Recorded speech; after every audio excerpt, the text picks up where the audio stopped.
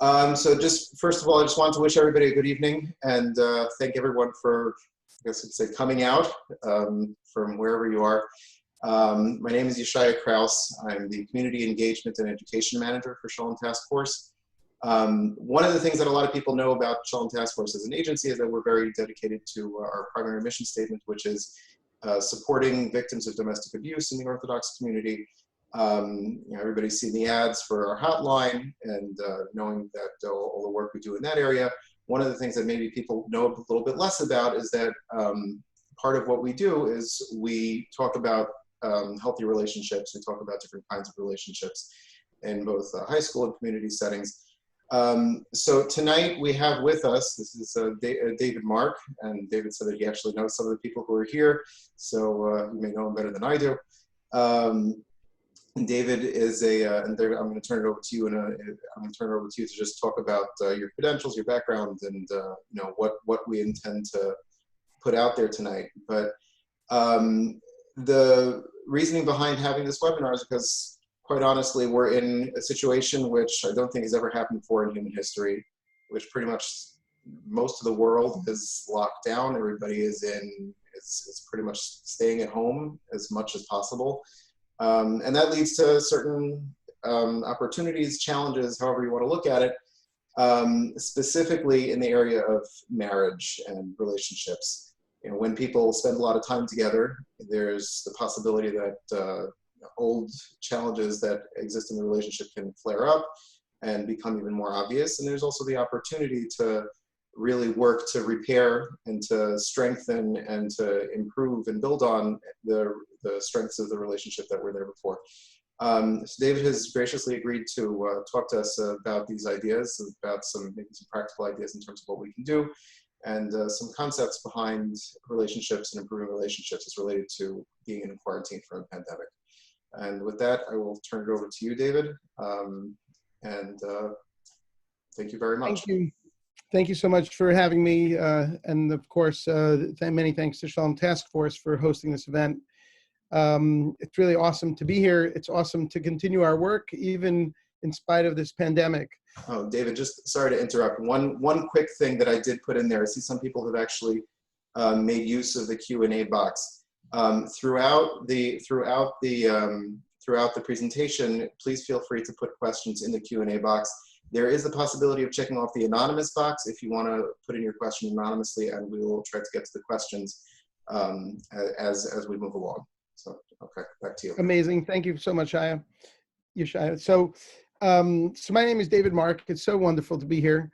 It's great that I think it's nice that people are still rolling in. I told Yeshaya that we should start. It's almost like a bag of popcorn. Wait for nobody to come in. Wait for the popcorn to stop popping, and then we can get started. But we're going to start right now, which is wonderful. So my background is I was originally trained as a school psychologist. So I've also been in DRS for the last 16 years. The two areas of expertise, and I've been working with couples for over 20 years. My areas of expertise, I would say, is teenage boys and relationships or marriages. So it's I'm almost like self-inflicting pain, right? Teenage boys and marriages. But in all seriousness, these are two populations that I love working in.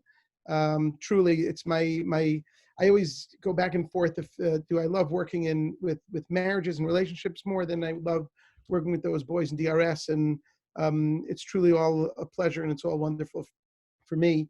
I have a degree in social work. I have a degree in school psychology. This year, I'm writing my dissertation, and I'm finishing up, hopefully, my doctorate in education through Azrieli. I'm writing about gratitude.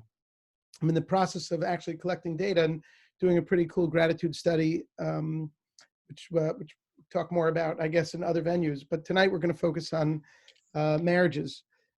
So the title of this talk, and I'm going to screen share this so we all could see it, is... Should be at the bottom. Yeah, I got that. 1 second. See, this is like a little bit, here we go. I think it's right there. Okay, so we all should be able to see that now, right? Yeah. Okay, good.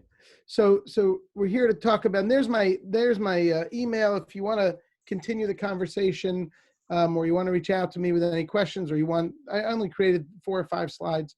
It'd be my pleasure to share anything that you see here tonight. Love, stress, and quarantine. So how do we make the most of this? And before I even begin, I want to thank my buddy. I doubt he's going to listen to this, but my buddy and colleague, Mike McNulty, who has shared some writing and some work that he's done in areas, mainly in Sri Lanka, where there's been a lot of disaster and trauma that he's helped communities recover from. He wrote a really cool article that I could share about what do we do as humans when these things happen. And of course, I'm certified also, I forgot to mention this, I'm certified in the Gottman method. I spent some time in John and Julie Gottman's home in Seattle. So I'm ever grateful for them and their training. I'm also beyond grateful to Sue Johnson and all of her work and the science that she's built in emotion-focused therapy. I'm also certified in that as well. I really have like an obsession in working with couples. And for me, I just love figuring out how to keep relationships together, because the truth is not just keep them together, but keep them bonded, keep them really tight and reliable for 2 human beings that want to learn how to be there for each other. So I want to share with you. So what I'm going to try to do here is advance my slide that I think it's not going to let me do unless I do that. And now I have to go back and screen share that. That's weird. Why isn't it letting me advance? Treat it like a normal. That's okay. Flash, okay. We're good. Okay. We'll do it. There's only 4 slides, so even if I have to do that, that's no big deal. So what I'd love for you to do right now is, so what I'm going to do is I'm going to give you a blueprint for how to approach and how to make marriages and relationships continue to thrive during this pandemic. And what happens to us when there is a pandemic, when there is a crisis. And the way I look at it is I'm going to give you the problem, and I'm going to share with you some of the medicine, whether that's medicine you can take individually or medicine you can take together as a couple. Now, if you can just put in the chat, did anybody figure out what this says yet? Just by just show of hands, or by show of hands, or even by way of, there we go. Look at all those hands go up. Margalit, Sarah, so many people. Everybody's figuring this out, right? Most people. And for those that haven't figured it out, the fascinating thing, well, I guess the people on the phone, I'm not sure how you'd raise your hand, but what's interesting is I never asked anybody to read this or figure it out. And the fascinating thing is everybody wants to figure it out. So why do we do that? There you go. Connie got it. It's human nature to want to figure things out. So not only do we want to figure things out just on a regular day, but when things are haywire in our lives, we even want to figure them out even more. And the reason why I put this slide up is to show you that we are naturally inclined or bent to want to figure out our relationships, especially during a time like this. So, whoops, sorry about that. I got it. I don't know why. Maybe I should just do it this way. I don't know why it's not letting me advance. Maybe if I just share like this. Hold on. Let me try that way. Let me not advance it and I'll do it that way. No, hold on. There we go. We'll do it that way. Well, okay. So here's there's a woman named Pauline Boss. She's in Minneapolis, Minnesota. I think she's in Minnesota University. I never remember what school she's in. And she's been studying this theory of ambiguous loss for the last 40 years. And what she's found out is that everybody experiences ambiguous loss. if only from breaking up with someone or having aging parents or kids leaving home. As we learn from the people who must cope with the more catastrophic situations of ambiguous loss, we learn how to tolerate the ambiguity in our more common losses in everyday life. So when she explains, and I don't want to bore you with her research or her articles, I'll summarize it. What she explains is that right now, there's, everything's ambivalent. Everything is ambiguous. And while there's one loss, we try to make things normal. And there's another loss, and then we try to make things normal because we all want equilibrium. And what ends up happening is when there's this ambiguity in our lives, we end up freezing. And the grief process is obstructed. And there's no way to heal because we're in this place of ambiguity, right? It's all over the place. So the first thing that she says, and that what she in her research, what she's noticed the most helpful thing for human beings, children and adults, is we have to label the loss as uncertain or ambiguous. And when we do that, what it does is it gives us a place to land. I hear a lot of people, a lot of parents or individuals saying, we have to keep things as normal as they were before this happened. Well, I don't know if you can do that. I don't know if that's totally possible, right? There's this ambiguity. And if we just try to pretend like it's not there, it raises anxiety and raises concerns for the individuals and for people around us. But when we can label it and we label our losses as uncertain and ambiguous, at least it gives us a place to land. And the other thing is, guess what? We are all experiencing this. So nobody is experiencing anything that's abnormal. All of this is a shared experience. And sometimes knowing that you have a shared experience with a lot of other people is something that can be helpful because you know that you're normal, right? We all want to be normal and we all have this shared experience. So on an individual level, it's important to acknowledge, one, labeling the losses as uncertain and ambiguous, and that these times are ambivalent. And two is that it's totally normal to feel this ambiguity or ambivalence. Numbers 3 and 4 on this page, in terms of emotional medicine, is what's super important, and I'll talk to you more about this from the Gottman school of thought and the Johnson school of thought in the next slide. But what's important here is, and I want you to remember these two items as we move into, well, what do we do for the couple?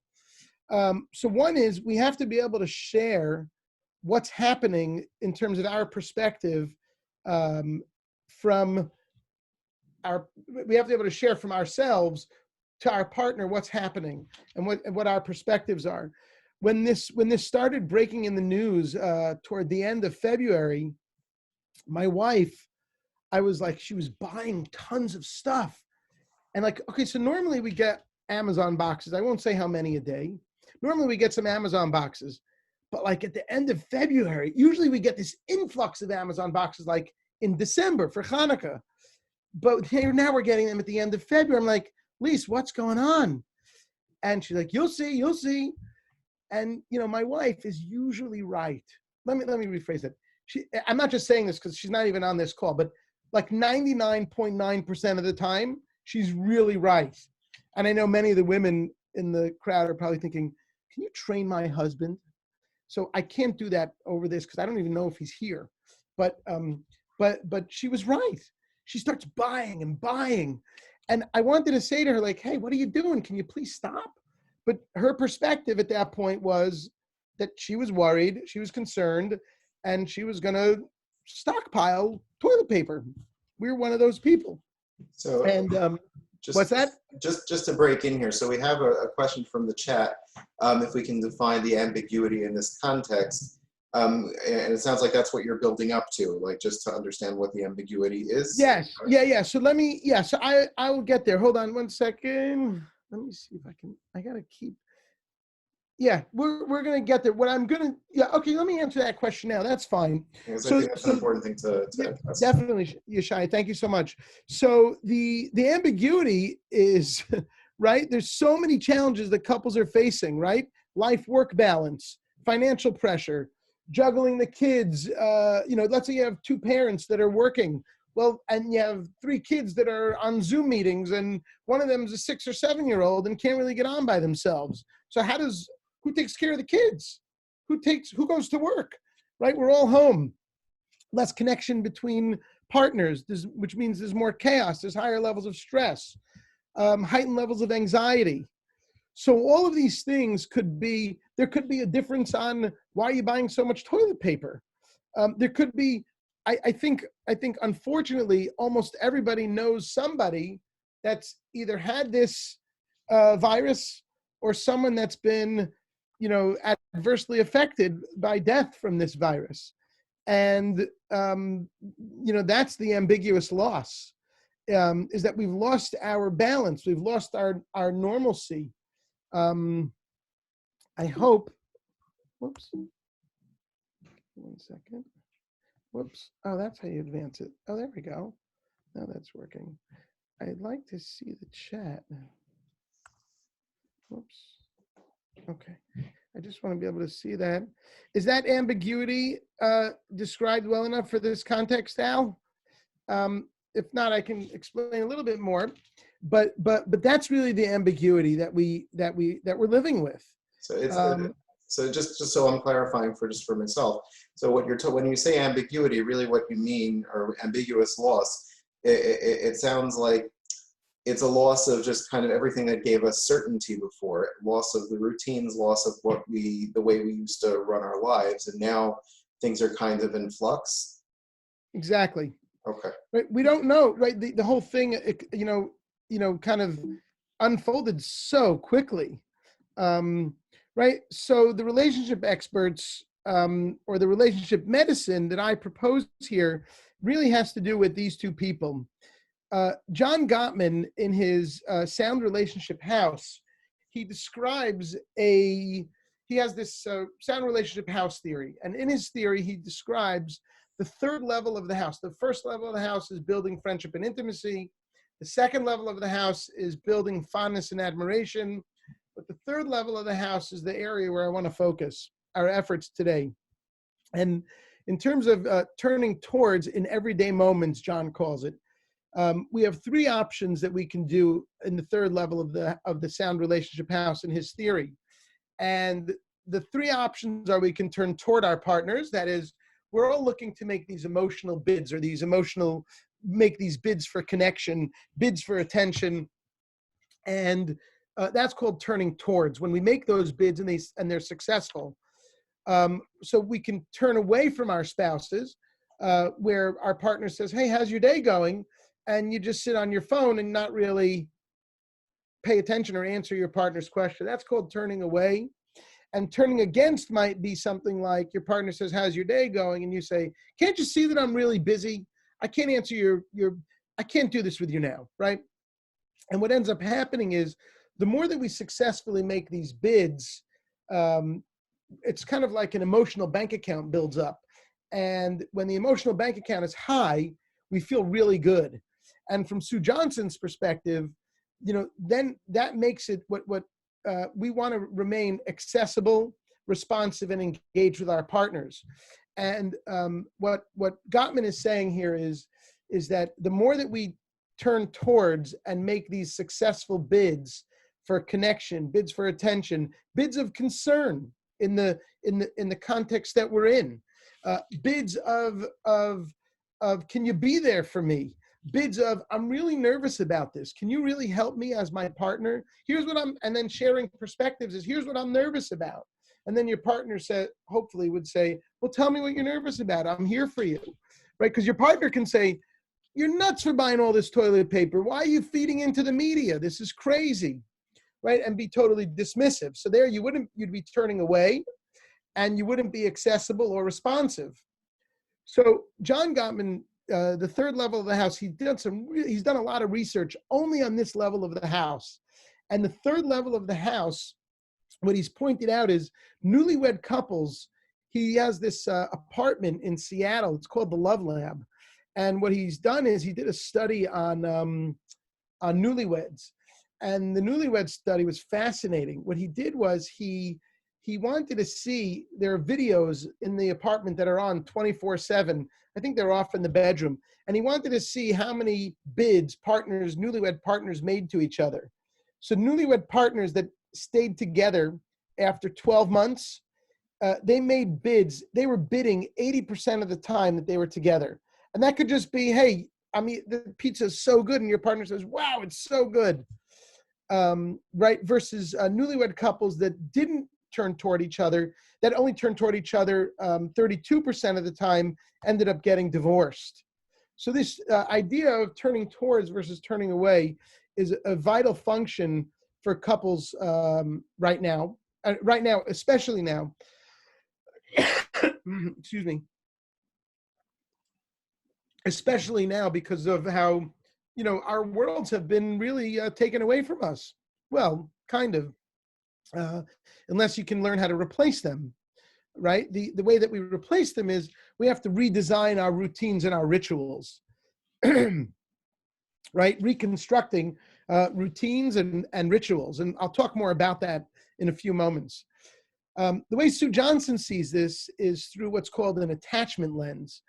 And what attachment theory basically says, as it involves adult relationships, is can my partner be there for me and remain accessible, responsive, and engaged? She usually uses the acronym ARER. Are you there for me? And if we can do that, then we can really help each other during these times. We can alleviate the ambiguity during the quarantine and really be there for each other. It's kind of like, I mean, thank God I don't see kids playing this game today, but when I was younger, I played this game called Trust Me. You usually play with siblings and close friends, right? You fall backwards and the person has to catch you, right? And really what Johnson explains is that we want to know that our partners are going to catch us if we're falling, if we're feeling anxiety. Gottman also talks about creating shared meaning through rituals of connection. It's another area of the sound relationship house that he stresses. I'll talk more about that in a second, but where did Gottman get this turning toward idea from? So the bottom three levels of the house, friendship and intimacy, love and fondness and admiration, and turning toward, he's the only researcher that I know of that called in healthy couples. He referred to them as masters of relationships versus the disasters of relationships. And what he found out is that the masters of relationships really turn toward each other a lot. And that's where he learned that from as well. Yeshaya. Yeah, sorry, just to clarify, and when you say turning towards each other, this is not necessarily like trying to air some catastrophic event or to share deep-seated feelings. This is just it sounds like it's just a matter of trying to share your everyday experience with the other person. Like the example that you mentioned before with the pizza, like, oh, this pizza is really good. It's just a matter of sharing kind of a mundane event with the other person. Well, I would say that it really involves all areas of relationship functioning. It could be something that's catastrophic for you internally or externally, or it could be something that's just something simple like, oh my gosh, we're running low on toilet paper. Can we go buy more? Right. Or not limited to the catastrophic, even like the that is correct. Yeah, that is correct. It could be, it's across all areas of relationship functioning. And that's why Johnson really, stresses that we really need to remain accessible, responsive, and engaged with our partners and really be there for each other. I don't think we have enough time tonight for how to do that. Although Gottman's famous for his four horsemen, of criticism, defensiveness, stonewalling, and contempt, where that's one way to destroy relationships. That's his number one predictor of relationship failure. But that really doesn't give us a roadmap or a guideline for how to make relationships work.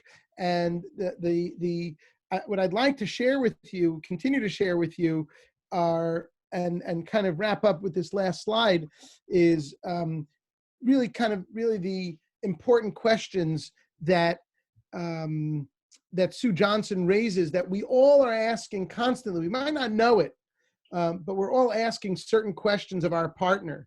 When we're screaming or getting into a fighting match with our partner, what are we really asking for? Do we really want the garbage taken out, or do we just want to know that our partner's there for us? Right? That's about accessibility. There are massive underlying attachment questions that Sue Johnson raises, and I'll tell you that whoever's sitting in front of me, whether it's a couple or a student, these questions always come up. We all want to know that our worlds are safe, secure, and predictable. And the way that we know that is by having these attachment questions answered. There are two other pieces that I didn't put in the slide, but I couldn't go without mentioning them because I've been writing this dissertation all year, and I've read myself silly on the topic of gratitude and just expression. So James Pennebaker and King Solomon, I think, have a similar idea here. James Pennebaker is renowned for his work in trauma and stress, and how to reduce that trauma and stress. And he did a study with patients who had patients that had leukemia and heart disease. And what he found is that when these patients had extensive social support, their survival rates went up significantly higher. King Solomon says it clearly, Tovim hashnayim mina echad, right? I mean, he makes it very clear. Other researchers that have been more specific, not just about expressing ourselves in writing, but expressing ourselves in gratitude, which Gottman also refers to, is the works of Martin Seligman, who put forth a gratitude letter writing activity for individuals. Other people, Emmons and McCullough, who also put together a counting blessings exercise. These works become super important because it's clear that when we express gratitude, it actually helps our health. The day, I think they rated the day of somebody's wedding, they're happier than being 4 times as wealthy as they were on that day, which is wild, right? But life gets busy and things happen. So just shifting back to Johnson's school of thought in terms of attachment questionnaires and remaining accessible, responsive, and engaged. We are always asking the question of, are you there for me? Right? We want to know that our spouses are accessible for us. If they're not accessible, then we get louder sometimes. Sometimes we withdraw. There's different behaviors that we engage in. The other questions that come up is, can I depend on you, or can I count on you? And that comes up all the time, right? If you're struggling with this pandemic, you want to know that you can share your struggle and turn toward your partner and rely on them to validate you and be there for you. Do I matter to you to the point you'll put me first? So again, in struggling with ambiguity and struggling with loss of just normalcy, right? I think that, and again, I think this happens. Extended family is one of the 5 big areas where couples struggle. So do I matter to you to the point that you'll put me first is a common area of struggle for couples without a pandemic.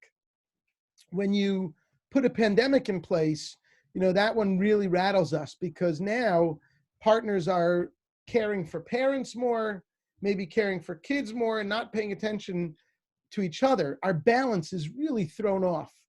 I know Yeshaya mentioned this at the beginning, but feel free to put questions in the Q&A. If not, we have some questions that were submitted prior that I can answer as well, but feel free to ask anything in the Q&A. even if you want to ask personal questions of how I've balanced things in our lives, I probably have no problem answering those questions as well. Also remember, if you want, you can make your questions anonymous if you don't want us to know where they're coming from. Just clicking the anonymous box before you submit. There you go. That's also an option. Either way, and just to play it safe, I'll keep them all anonymous. Moving along, right? So we all want to be responded to. Will you respond to me if I need you? Because if you don't, it really the weaving together of this turning toward and these attachment questions is really, they really fit very well. Because if you turn toward your partner and your partner's non-responsive, are you going to turn toward your partner again? You'll probably end up giving up eventually. And then you turn toward a sibling or someone else. And then your partner says, why do you ever ask me? Well, because you don't respond to me, right? But we all want to be responded to when we need our partners. Of course we do. Will you come when I call you, right? That's similar to responsiveness. And finally, will you come close to me and engage me, right? We all want that engagement. If I'm raising something, right, I'm not going to show you this, but this is the spot in the house where I do my work. And while I'm well lit up here, I put this little light up and I was proud of it. I'm like, honey, you got to come down and see my light that I'm using for this. She's like, oh, wow. Like, okay, so that felt good. You know, she was engaged. We were talking before I got on here. It felt good for me, right? It felt like she was able to respond to the bid that I was making, whether it was a bid for attention or a bid for connection. I'm not sure. In terms of, so again, these 6 attachment questions are important because I think you can leave here tonight taking these home with you and asking your partner, how do I do on these? These questions come out of, you can even assess yourself in the book, Hold Me Tight. She has an assessment for how accessible, responsive, and engaged we are as couples, accessibility, responsiveness, and engagement. And when you have that accessibility, responsive, and engagement, it really alleviates a lot of the pressures, a lot of the anxiety, a lot of the challenges that are there for all of us, and even heightened during this time.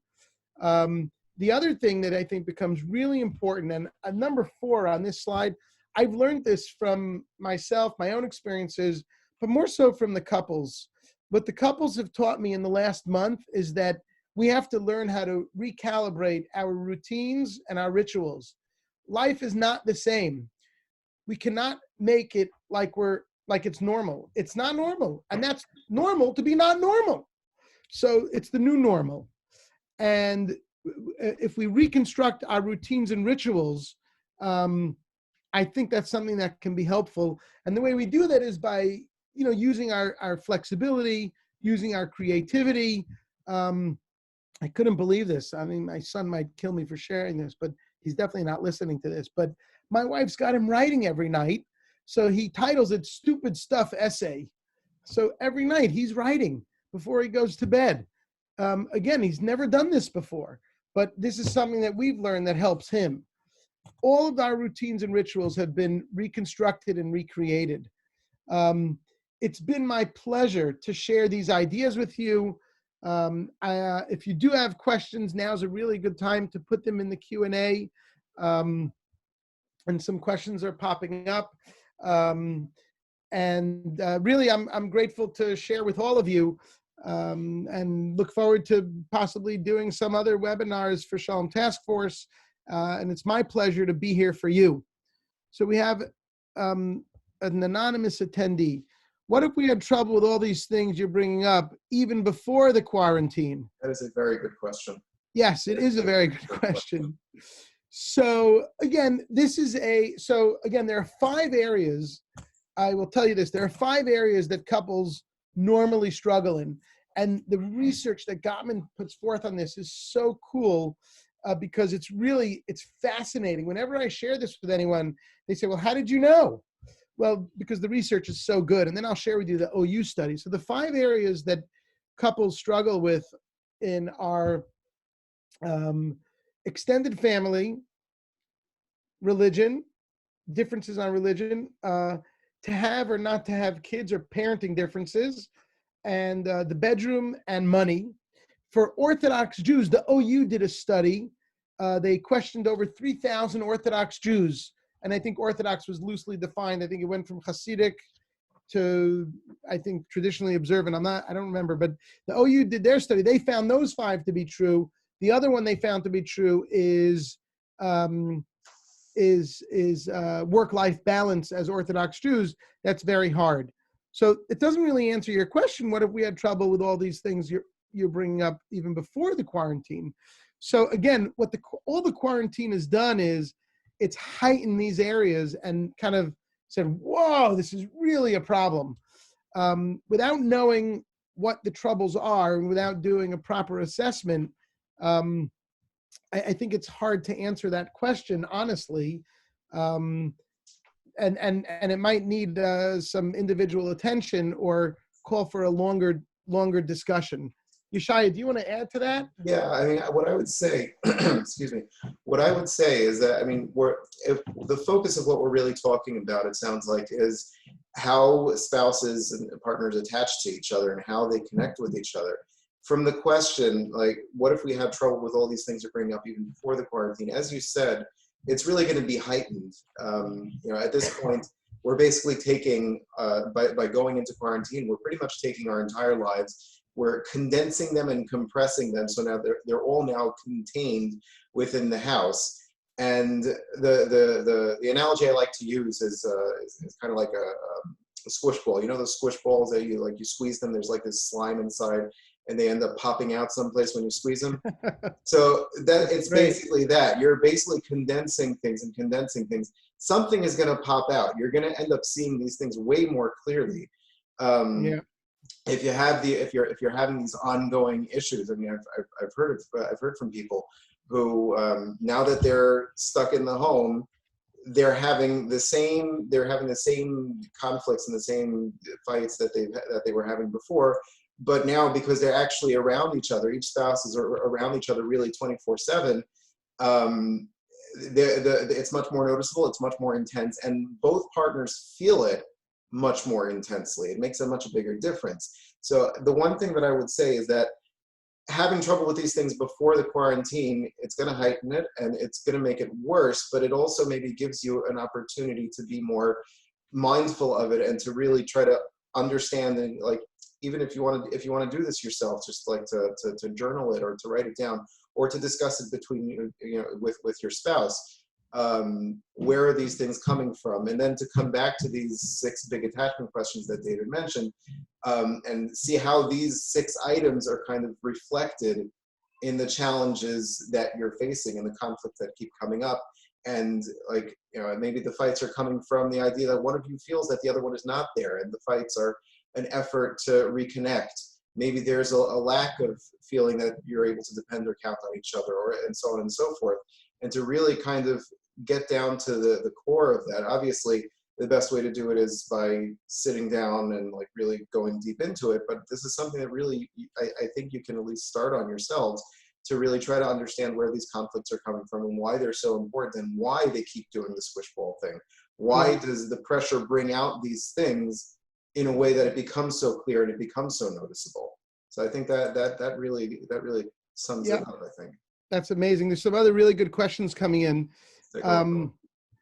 So now that we're somewhat isolated from other loved ones, can people see the questions? No, these are just okay. us. Now that we are somewhat isolated from other loved ones, so we are more dependent on our partner for our needs. It could be an opportunity, but also causes pressure of need on each other. How can we make this an opportunity and not a problem? So I think that really relates to, I think it's huge. I love the way the question's worded about creating an opportunity. My wife and I, we've never gone for walks, ever. It's not something we've done. What's fascinating is we've gone for walks, just me and her. We've gone for walks as a family. So that's a routine, that's a ritual that we've had to recalibrate and recreate in our home. So I think that the way that I think you have to, I'm making an assumption that, and again, with kids in the house, it's probably a little bit harder, but even with kids in the house or not, if you can take a walk, my wife started ordering puzzles. We did 3 puzzles this week, 300. Now we're working on a 1,000-piece puzzle. And what's happening is we're sitting at a table without devices, right? Phones, without devices, and we're talking and doing puzzles. I'm like, it's wild. What I've done, and I don't know if this is so nice, I like putting the last piece in. So I let them all finish the puzzle. This is true. I let them all finish the puzzle. I saved the last piece. Like, oh, the last piece is missing. So by the time the second and third puzzle came around, everyone's like, Abba, give us the last piece. I'm like, no, okay. So I gave up who could put it in, but I put it in on the first one. I put the last one in because they felt so bad. They thought it was missing. You know, you do a puzzle for 3 days and then you think the last piece is missing. But in terms of making opportunities, I think it's a good time to express those needs to your partner. And if you can't, I think it's a good time to express that, right? Just back it up wherever you are. If you say, hey, there are some things that I'm feeling needy about or that I need more of, but I'm worried about expressing them to you. Are you there for me? Can I depend on you? Right? Then we go right back to the attachment questionnaire. So I think it's a great way to look at it as creating opportunities as opposed to causing pressure, right? And again, I think you have to make these requests at the right time, right? There are 5 kids in the house, and there are times that I'll even approach my wife and she'll be like, hello, I'm dealing with 3 kids. I'm like, oh, sorry, right? So I think timing is important, and making time for the couple is really important, especially now. I hope that answered the question. Yeshaya, there are 2 more questions. Do you want to add to that one? Yeah. So just to add on to this last question that you mentioned, I think that another important part of making this into an opportunity, definitely like doing activities that connect between the spouses. I think that's primary importance. And obviously, we're not talking about like going out to restaurants or seeing a show or whatever it is. We're talking about just quiet, mundane things. Like have a cup of tea together at the end of the day, and just like just to talk. But I think that another part of making this into an opportunity is to make sure that you have time really for yourself as an individual. I mean, just speaking from my own personal experience here, which I suspect is not that different for many other people. We all have we've got kids at home, the homeschooling. I think, David, as you mentioned earlier, we got the homeschooling. We got we're working jobs, and we're trying to make the most of it. And I find that the thing that a lot of times falls to the bottom of the priority list is to go through some measure of self-care. Whether that's taking just a few minutes to yourself, just to breathe. I'm not even going to tell you to meditate. Just to breathe for a few minutes and just like sit there and relax. Just to have a little bit of time to yourself to kind of recenter as much as you possibly can, and then to kind of jump back in. Whether it's dealing with your spouse, whether it's dealing with your kids, whatever it is, but to make that really make that into a foundation. If you're taking care of yourself, it becomes much easier to connect with other people and much easier to be there when other people need to connect with you, regardless of whether it's a spouse or whether it's your children or whether it's extended family, whatever the other pressures of this whole situation are. If you are able to maintain some semblance of balance, and obviously the balance is going to be very different than what we used to have. But if you're able to maintain some kind of a semblance of that balance within yourself, it makes it a lot easier to help other people maintain that kind of a balance. So I think that that's a very important part of what we're doing and what we're able to do, and to be able to make that into an opportunity. I think it's important to mention, Yeshaya, just that we're going to try to be done by 9:30 if people, just so people know when we're shooting for. This is another great question that came in here. Can you speak to the feelings of grief one or both partners may feel owing to the fact that things are objectively worse, whether we call it the new normal or not? So I think your question really relates to Pauline Boss's work of her theory of ambiguous loss, in that how do we know when we're how do we heal from loss and grief when we don't even know if it's over? So I think there are a couple of things that we could do. First, we have to label the losses, label the ambivalence, understand that it is objectively worse. There's no denying that. Um, and what we can do is, when we learn to talk about it, when we learn to express ourselves, whether it's hopefully with our spouses, right? All I could think of is myself. When my dad passed away, he was my hero. I was a mess, um, but I had my wife there for me. And if I ever needed to cry, even till today, I mean, my dad passed in 2008.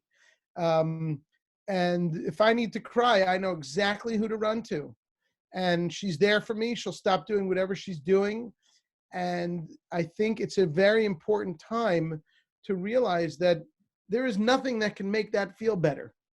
And labeling that as such at least gives us a place to land, as opposed to having chaos. The other thing that somebody could do in that situation with that question is start writing about it.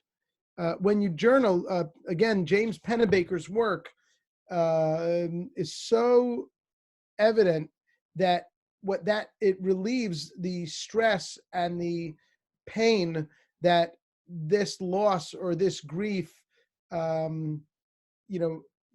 impacts, the way it impacts the individual. When you can rely on another person, that's even better. But you have two things that you can do. You can journal yourself, and you can hopefully turn toward your partner with the grief, with the pain, and hopefully there could be some comfort there in terms of that. But really, that there's not knowing that is just giving us a place to land. And when we can talk about chaos, when we can land in chaos, it's still chaotic, but it's not as chaotic. Yeshaya, I don't know if you want to add to that. That's a tough question. That's hard. It's sad. It's a very tough question, and I think that this is also something that I think a lot of people are going through, just struggling with the feeling that things are objectively worse, and adding into that, you mentioned ambiguity before, but the idea that we really don't know when, if, how things are going to get back to whatever normal is. And I think, as you said, like the way to really the way to really process those feelings is to really kind of share them, and to make it clear that you're there for each other, which on the one hand, while you're going through those feelings yourself, can be very, very difficult, just because when you're going through those feelings, it can be very hard to kind of take yourself out of that mindset to be able to appreciate somebody else's feelings. But if the two of you are really able to connect on that level, and to validate those feelings, and to be able to express those feelings and share them with each other and support each other through those feelings, I mean, it's not going to make the situation any better, obviously, but it could make the relationship that much stronger. I agree. I think that's an important thing. Yeah. One thing I do want to just point out here, and I think that essentially, I think that pretty much answers the question here. To whatever degree we really can answer it. One thing I do want to point out is that there are definitely different kinds of relationships. The things that we're really addressing largely are the kinds of relationships that are essentially healthy, or even possibly maybe less healthy. Like there's you can have a kind of a relationship where each spouses are able to communicate with each other in general, And the situation going on now makes it much harder to communicate. You know, there's the chaos and there's the stress and the tension going on that really kind of, people are off their balance. They're not really sure how to deal with it. And it can make communication that much harder. And even in situations where relationships were maybe disconnected a little bit before, like we had a question about how when things are, when the things that we're bringing up are, you know, people had trouble with them before the quarantine started, you know, which is obviously not the most healthy of states for your relationship to be in. But by trying to connect on these levels, that can really strengthen the relationship and make it to really build on whatever's there. You know, I mentioned at the beginning, for those who weren't here with us then, I mentioned at the beginning that part of Shalom Task Force's mission statement is to support victims of domestic abuse. And the whole situation of domestic abuse, where you have one individual who's trying to exert power and control and manipulate things and basically take over any direction in one particular area of life within the relationship, that's a completely different discussion, and that's Right. not something that you know, that we're really addressing here. What we're addressing here are people who are, you know, they're not communicating for whatever reason. They're not on the same page about everything. But we're not talking here about how to address abusive relationships. That's an entirely different issue, which I think is you know, that's deserving of its own webinar. Yep. You know, which is I think a story for a different time. Right. I think we're addressing normal relationships that have stress and normal relationships that have stress in a time of a pandemic. Yeah. And that might make us look unhealthy. But like you said, Yeshaya, we are not addressing here tonight intimate partner violence or domestic violence. That's a whole other talk. And I think Shalom Task Force has done a tremendous job in our community and even outside the community, you know, to assist people who are in need of help. Another great question came in here. What are some practical ways to express comfort, acceptance, and connection? In other words, how do you turn towards successfully? So that question kind of moves us into you know, building gratitude, and you know, if I've gone to some of, I'm blessed to have Dr. Pelkovitz as my chair of my dissertation, and I've gone to some of his talks that he's done during this time. And the funny thing is, if you've gone to any of his talks, he almost always talks about gratitude. And the second level of Gottman's house of building fondness and admiration becomes really, really important here.